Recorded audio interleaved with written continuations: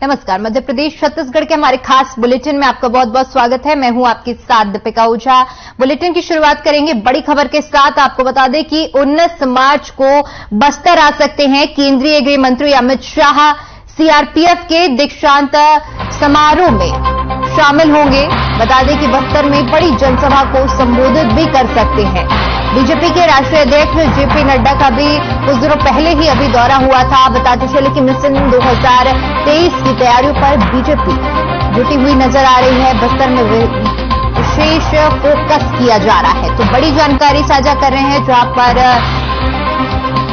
2023 की तैयारियों में जुटी हुई बीजेपी नजर आ रही है और सीआरपीएफ के दीक्षांत समारोह में शामिल होने के लिए तैयारियां की जा रही हैं। बीजेपी के राष्ट्रीय अध्यक्ष का भी अभी बीते दिनों दौरा हुआ था। बस्तर में विशेष फोकस किया जा रहा है और सीआरपीएफ के दीक्षांत है,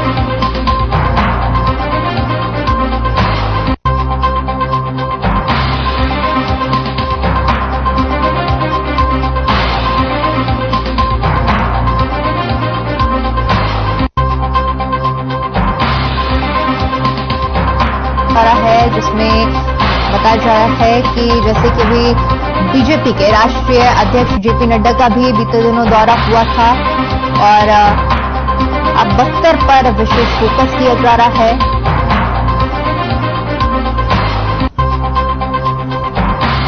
तो 19 मार्च को बस्तर पहुंच सकते हैं केंद्रीय गृह मंत्री अमित शाह, जहां पर सीआरपीएफ के दीक्षांत समारोह में वो हिस्सा ले सकते हैं और जहां पर एक बड़ी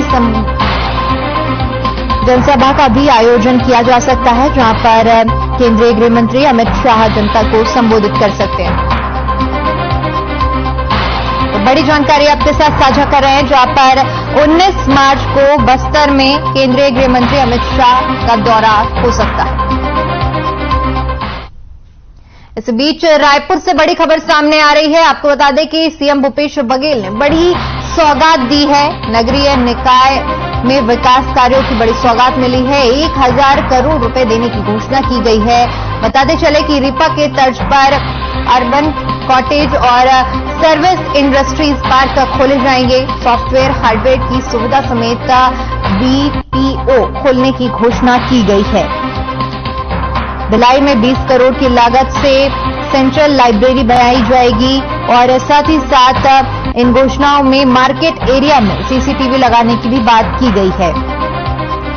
तो सीएम भूपेश बघेल की तरफ से बड़ी सौगात दी गई है, जहां पर नगरीय निकाय में विकास कार्यों की सौगात देते हुए 1000 करोड़ रुपए देने की घोषणा की गई है, जहां पर रीपा के तर्ज पर अर्बन कॉटेज और सर्विस इंडस्ट्री पार्क बनाया जाएगा। साथ ही साथ सॉफ्टवेयर और हार्डवेयर की सुविधा समेत बीपीओ खोलने की भी घोषणा की गई है।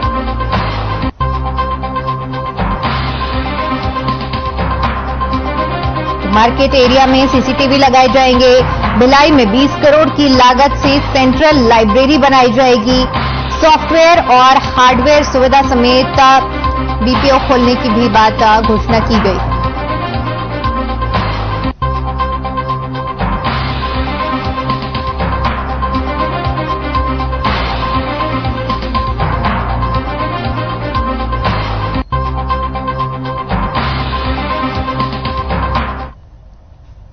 रुक करते हैं अगली खबर का। रायपुर कांग्रेस का राष्ट्रीय महाधिवेशन होने वाला है। इसकी तैयारियां तेजी से चल रही हैं।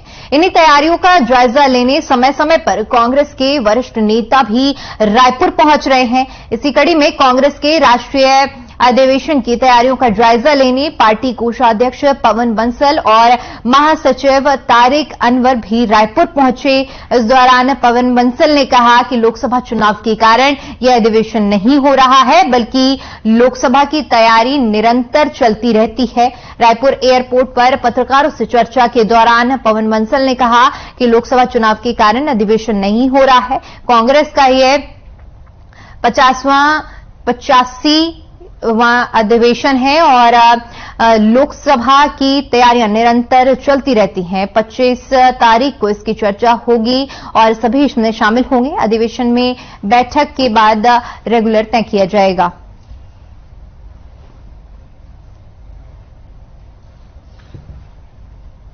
एक बार पहले भी हम आए थे और तारिक साहब और मैं आज फिर हम यहाँ आए हैं। यहाँ जो सेशन है उसकी तैयारियों को देखने के लिए कुमारी शैलजा जी यहाँ की जो इंचार्ज हैं वो पहले ही यहाँ आई हुई हैं और हमें मालूम है कि अच्छे जोर के साथ तैयारियां हो रही हैं और पूरे देश भर से 12,000 तकरीबन डेलीगेट्स सेशन को अटेंड करेंगे। उसमें सभी प्रदेशों के जो सदस्य हैं, प्रदेश कांग्रेस कमेटीज के वो और ऑल इंडिया कांग्रेस कमेटी के और कुछ मेहमान भी होते हैं। सभी मिला के 24, 25, 26 का ये सेशन यहाँ चलेगा। 140 किलोमीटर दूर पखांजू क्षेत्र में खड़ा हूँ और यहाँ पे श्री श्री ठाकुर हरिचंद जी के वंश का 6वां पुरुष यहाँ पे पहुंचे हैं। राज्य मंत्री के होने के साथ साथ यहाँ के आस्था के साथ जुड़ा हुआ है, जो पार्वत्य का क्षेत्र में बहुत बड़ा क्षेत्र जो है कि मतुआ संप्रदाय से आते हैं और उन्हीं के अनुयायी यहाँ पहुंचे हैं। आइए उनसे आपको दो टुक बातें करते हैं, जानते हैं उन्हें कि वे यहाँ पे किस लिए आए हैं। ठाकुर जी, पहली बात यह है कि आरएन टीवी में आपका मैं बहुत बहुत स्वागत करता हूं और आपका ये छत्तीसगढ़ दौरा है, पहली बात ये है। और एक बात, इससे पहले जेपी नड्डा बस्तर क्षेत्र में आ चुका है, हमारे राष्ट्रीय अध्यक्ष जो भारतीय जनता पार्टी से, आप भी भारतीय जनता पार्टी से है और मंत्री होने के नाते आप यहाँ पे अभी आए हैं। ये किस विषय पे आपका दौरा है? पहले तो ये बोलना चाहूंगा कि मंत्री के नाते मैं यहाँ इस बार नहीं आया हूँ, क्योंकि हमारे मतुआ भक्त लोग बहुत सारे हैं। मैं तो बहुत सुने हैं पखांजोर के बारे में, लेकिन कभी आया नहीं था।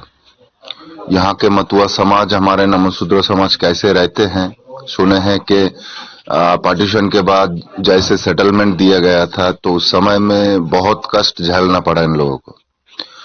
तो अभी कुछ सारे समस्याएं हैं जिसको लेके माननीय प्रधानमंत्री जी के साथ भी बात हो चुका है मेरा। तो जो समस्या जो है कास्ट सर्टिफिकेट का, क्योंकि एक्चुअली हम लोग नमशूद्र समाज से आते हैं और नमशूद्र का जो ये सिलेक्शन किया गया था ये 1911 में हुआ था।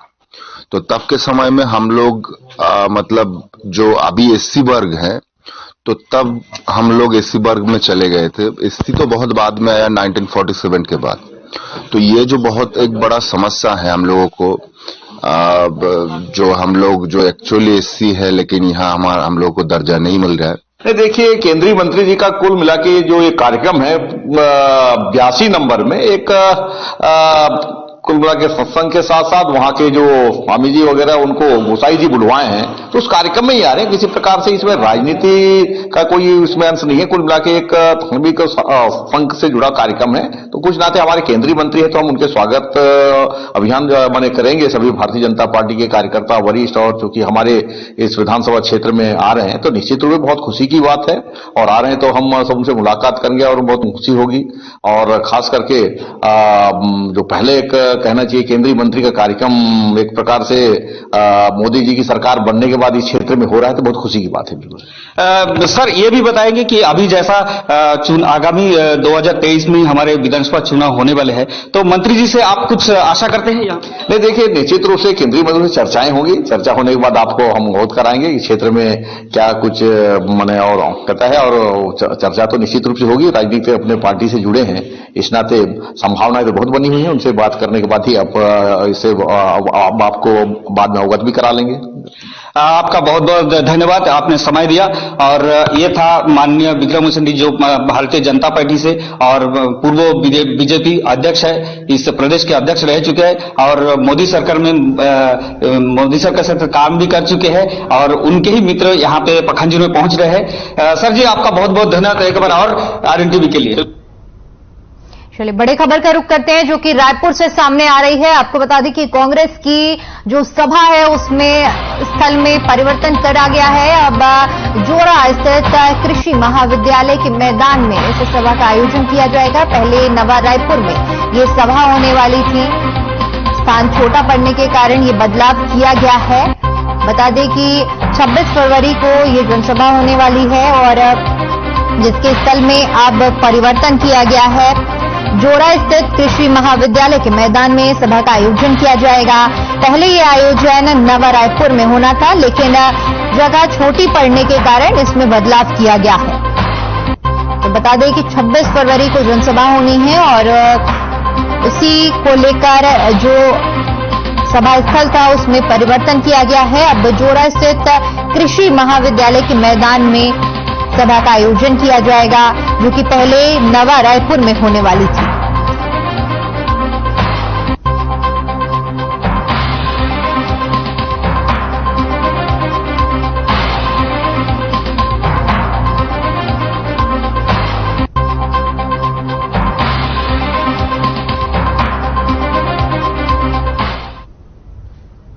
वहीं खबर दुर्ग से है, जहां भारतीय जनता पार्टी के कार्यकर्ताओं ने विधायक अरुण वोरा के निवास का घेराव किया। कार्यकर्ताओं का आरोप है कि विधायक ने प्रधानमंत्री आवास योजना पर रोक लगाई है, जिससे दुर्ग शहर में लोगों को पट्टा नहीं मिल पा रहा है। आपको बता दें कि पट्टे के एवज में 4 से 6 लाख का नोटिस दिया जा रहा है। कार्यकर्ताओं का आरोप है कि दुर्ग नगर निगम में खुलेआम भ्रष्टाचार हो रहा है। बीजेपी ने इन मुद्दों को लेकर दुर्ग शहर विधायक निवास का घेराव किया और विधायक निवास में लगे भारत जोड़ो यात्रा के बोर्ड को भी फाड़ दिया।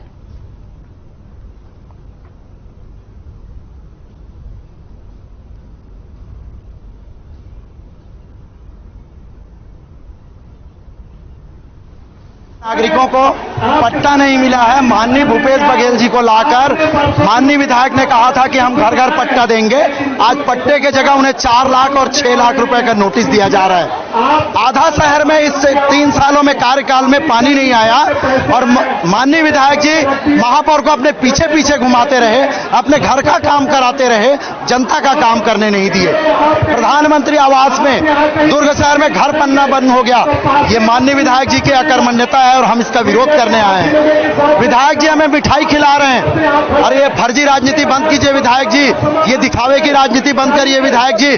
आपको पसंद है तो आप कुछ भी खाइए, लेकिन हमको केवल और केवल दुर्ग शहर में पानी दे दीजिए, यहाँ पट्टा दे दीजिए, यहाँ प्रधानमंत्री का आवास दे दीजिए। मैं मानता हूं कि आप इस बंगले में रहते हैं विशाल हवेली में, इसलिए आपको तकियापारा, गया नगर और कोटिया कला इन गरीबों की पीड़ा नहीं दिखती। मैं मुश्किल मानता ही नहीं। मैं चुनाव नहीं लड़ता, मैं मित्रता करता हूँ। दुर्ग के मतदाताओं से मित्रता निभाता हूँ, पारिवारिक संबंध निभाता हूँ। चुनाव लड़ना होगा तो कहीं और लड़ लेंगे। ये तो हमारा संबंध है, घर है, और घर का सदस्य को जब दुर्ग के लोग आगे कर रहे हैं तो मैं उनकी सेवा मरते दम तक करने के लिए तैयार हूँ। भाजपाइयों ने हर मुद्दे पे आपको घेरा है। भाजपाई तो सब ढकोसला करती है, वो झूठ फरेब जो हो सकता है वो काम भारतीय जनता पार्टी करती है। देखिए, अब हमारे निवास में कोई आएगा तो हमारे देश की, हमारी छत्तीसगढ़ की संस्कृति है, उसका सम्मान करना चाहिए। अगर वो नहीं करते तो मेरा क्या कसूर है। दुर्ग विधायक अरुण वोरा के निवास का घेराव करते हुए बीजेपी कार्यकर्ताओं ने भारत जोड़ो यात्रा का बैनर फाड़ दिया, जिसका विरोध करते हुए आरोपियों के खिलाफ एफआईआर दर्ज करने की मांग की गई है। मामले में विधायक अरुण वोरा के मौन रहने से आरोप प्रत्यारोप का दौर जारी है।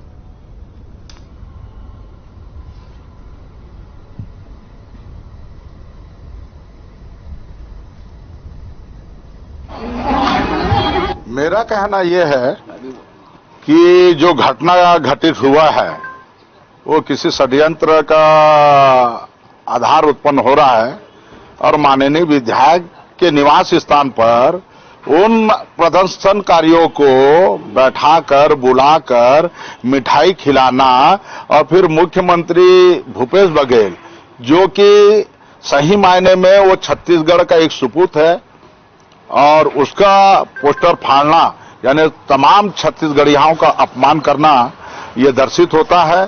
जबकि इस पर जो है कांग्रेस पार्टी के तमाम जो कार्यकर्ता हैं, पदाधिकारीगण हैं, उनको जो है धरना प्रदर्शन के रूप में कार्य करना चाहिए। भारतीय जनता पार्टी के कार्यकर्ताओं द्वारा विधायक निवास में जो पोस्टर फाड़ा गया वो हमारे प्रदेश के यशस्वी मुख्यमंत्री माननीय भूपेश बघेल जी का है, और भूपेश बघेल जी का पोस्टर फाड़ना मतलब छत्तीसगढ़ियों का अपमान करना है।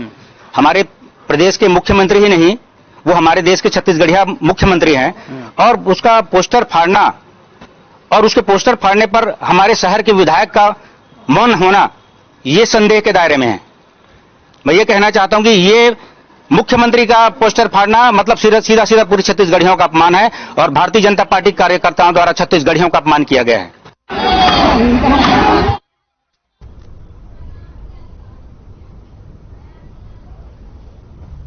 इधर कांकेर से बड़ी खबर सामने आ रही है। आपको बता दें, केंद्रीय राज्य मंत्री शांतनु ठाकुर ने दौरा किया है जिले के पंखाझोर क्षेत्र का। उन्होंने दौरा किया, मतुआ संप्रदाय के धार्मिक अनुष्ठान में शिरकत की है और केंद्रीय मंत्री के साथ पूर्व बीजेपी प्रदेशाध्यक्ष विक्रम भी मौजूद रहे। तो केंद्रीय राज्य मंत्री शांतनु ठाकुर ने दौरा किया है जिले के पंखाझोर क्षेत्र का। ये दौरा हुआ है। आपको बता दें कि मतुआ संप्रदाय के धार्मिक अनुष्ठान में शिरकत करने पहुंचे थे, जहां पर उनके साथ बीजेपी के प्रदेश अध्यक्ष भी मौजूद रहे।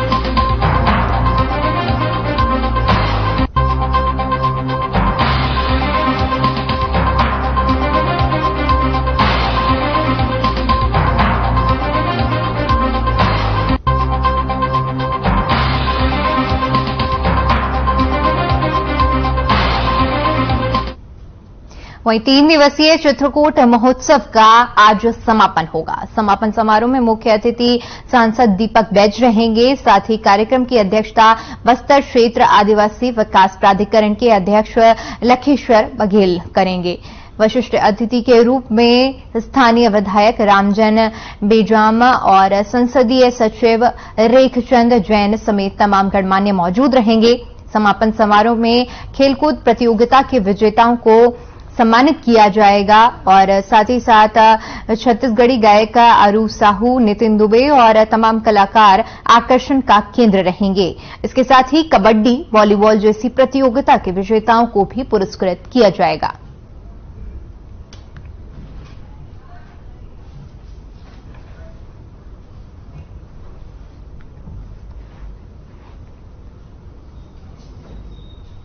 रायपुर से बड़ी खबर सामने आ रही है। आपको बता दें, स्वास्थ्य मंत्री टीएस सिंहदेव ने निरीक्षण किया है। जिला आयुर्वेद चिकित्सालय और यूपीएचसी का निरीक्षण किया। इस दौरान दवाइयों की उपलब्धता, एक्सपायरी डेट की उन्होंने जानकारी ली। काम को समय सीमा में पूरा करने के निर्देश भी दिए हैं। तो स्वास्थ्य मंत्री टीएस सिंहदेव ने जिला आयुर्वेद चिकित्सालय और यूपीएचसी का निरीक्षण किया। इस दौरान दवाइयों की उपलब्धता, एक्सपायरी डेट की जानकारी ली और साथ ही साथ काम को समय सीमा में पूरा करने के निर्देश भी दिए गए हैं।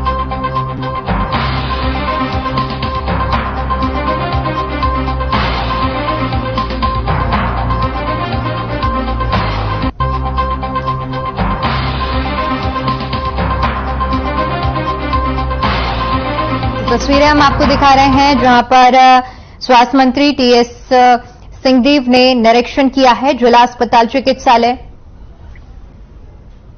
उधर बीजापुर में एनडीआरएफ की टीम ने मॉक ड्रिल किया और जिले में लगातार हर साल बारिश होती है, जिससे इंद्रावती नदी और गोदावरी नदी के किनारे बसे गांव पूरी तरह से जलभराव की चपेट में आ जाते हैं और साथ ही जानमाल की हानि भी होती है, जिससे निपटने के लिए जिला प्रशासन ने इस साल पहले से ही तैयारी कर रहा है। इसी के मद्देनजर एनडीआरएफ की टीम ने बीजापुर स्थित महादेव तालाब पर अभ्यास किया, जिसमें बड़ी संख्या में स्कूली बच्चे और एसडीआरएफ की टीम और प्रशासनिक अधिकारी मौजूद रहे। सभी ने इस मॉक ड्रिल का फायदा उठाया।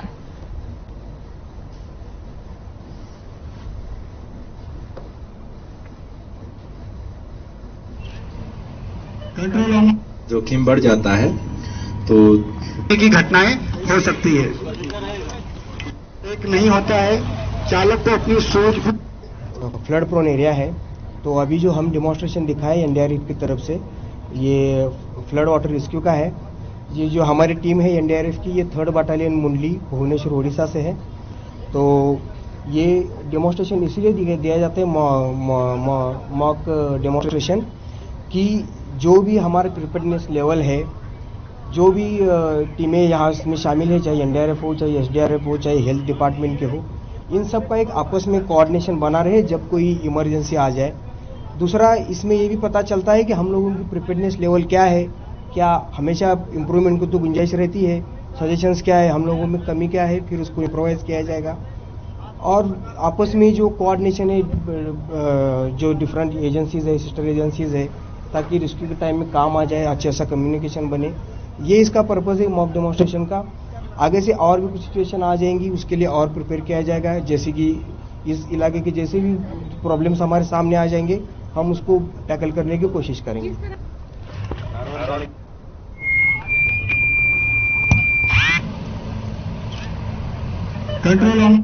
रायपुर से बड़ी खबर सामने आ रही है, जहां पर 2 दिन के लोन मेले का आयोजन किया गया, जिसमें एसबीआई, एचडीएफसी बैंक की तरफ से ये आयोजन किया गया।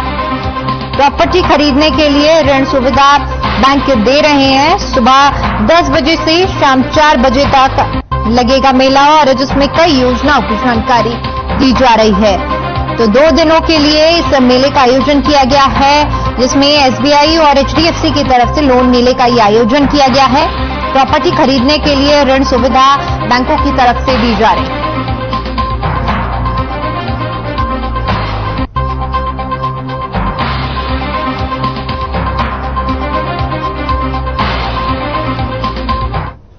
उधर बीजापुर में स्वास्थ्य और परिवार कल्याण विभाग के सचिव आर प्रसन्ना ने जिला चिकित्सालय का औचक निरीक्षण किया। इस दौरान आर प्रसन्ना ने जिला अस्पताल की व्यवस्थाओं को सुधारने के निर्देश दिए और पर्याप्त डॉक्टर की नियुक्ति करने के लिए डॉक्टरों को आवश्यकता अनुसार प्रशिक्षण में भेजने को कहा।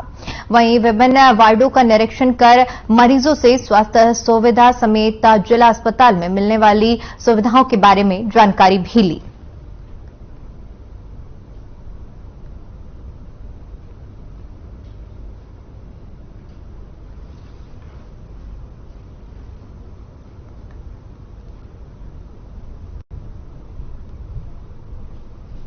चलिए रुक करते हैं अगली खबर।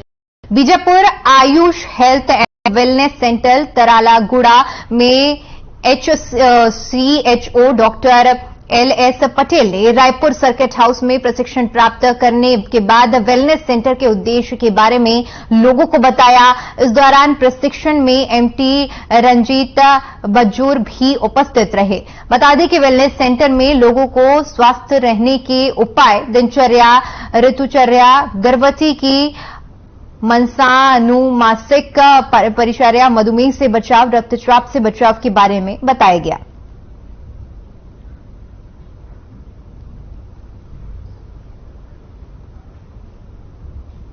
छत्तीसगढ़ में आज की स्थिति में कोरोना का एक भी सक्रिय मरीज नहीं है।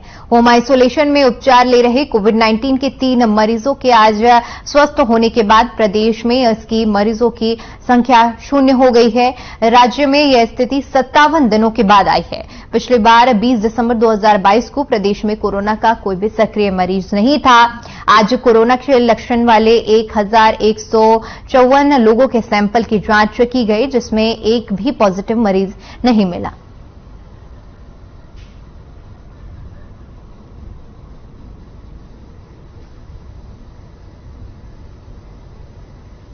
राऊ थाना क्षेत्र की एक कॉलोनी में चोरों ने धावा बोलकर चोरों के हौसले बुलंद नजर आए, क्योंकि बीकॉफ कॉलोनी में चोर पहुंचे और घर के दरवाजे को ड्रिल मशीन से तोड़ दिया। चोर लगभग 4 घंटे तक घर के अंदर रहे और लाखों का सामान बटोरकर रफू चक्कर हो गए। घटना के बाद दंपत्ति को पड़ोसियों ने जानकारी दी, वे चकित रह गए, जिसके बाद पीड़ित ने थाने में शिकायत दर्ज करवाई। फिलहाल पूरी घटना सीसीटीवी कैमरे में कैद हो गई है, जिसके आधार पर आगे की कार्रवाई की जा रही है।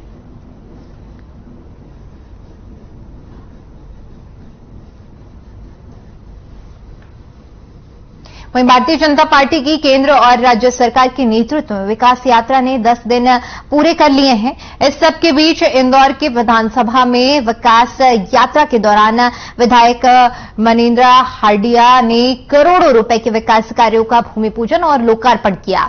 साथ ही क्षेत्र की जनता के लिए स्वास्थ्य शिविर भी लगाया गया। इस दौरान वार्ड के सफाई कर्मचारियों को सम्मान पत्र देकर सम्मानित किया गया और क्षेत्र के 200 से ज्यादा पात्र हितग्राहियों को राशन पर्ची, पेंशन पर्ची का वितरण किया गया, जिसके बाद क्षेत्र के नागरिकों को प्रधानमंत्री स्वरोजगार योजना के माध्यम से ऑटो रिक्शा देकर रोजगार से जोड़ने का काम भी किया गया।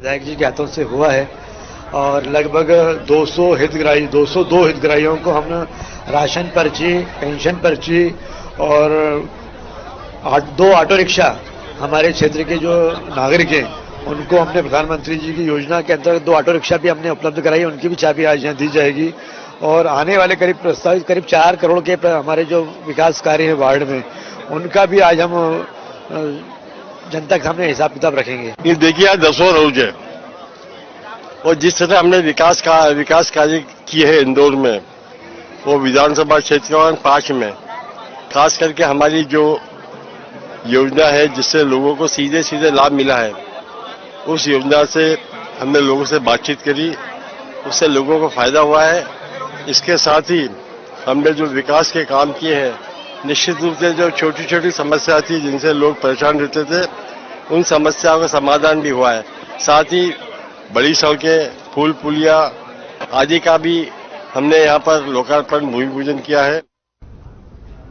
चलिए फिलहाल के लिए इस बुलेटिन में इतना ही। देश और दुनिया की तमाम बड़ी खबरों के लिए बने रहिए हमारे साथ। नमस्कार।